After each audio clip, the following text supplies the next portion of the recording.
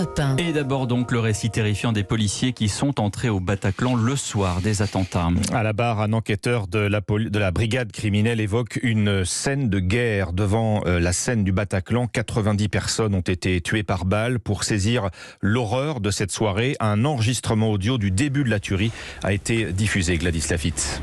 Ah oui, 22 secondes qui durent une éternité, mais c'est nécessaire pour montrer le côté brusque et la barbarie de l'instant, dit l'enquêteur après une longue inspiration, comme pour se donner du courage.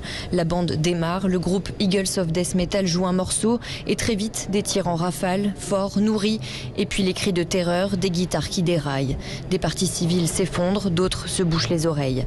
Une fois terminé, c'est la voix du policier qui prend la relève, qui se glisse, je cite, dans la voix des terroristes, retranscrite à partir de cet audio qui dure en réalité 2 heures, 38 minutes et 47 secondes.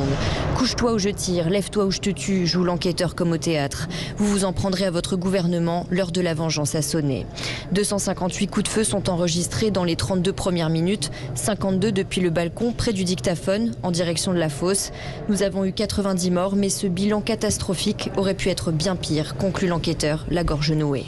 Gladys, vous suivez le procès des attentats du 13 novembre pour Europe 1. Vous avez rencontré Sébastien, un rescapé du Bataclan. Sébastien se trouvait dans la fosse au moment de l'attaque. Aujourd'hui, c'est la première fois qu'il venait à l'audience. Je me suis revu pendant ces secondes-là.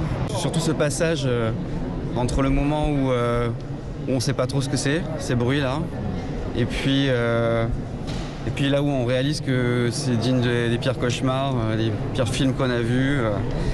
Je me suis dit, mais qu'est-ce qui se passe? Qu'est-ce qu'on a fait pour en arriver là, quoi?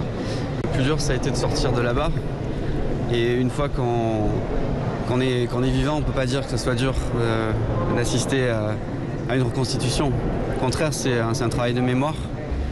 Et c'est à ça que sert le procès. Sébastien, rescapé de l'attentat du 13 novembre 2015 au Bataclan, à Paris.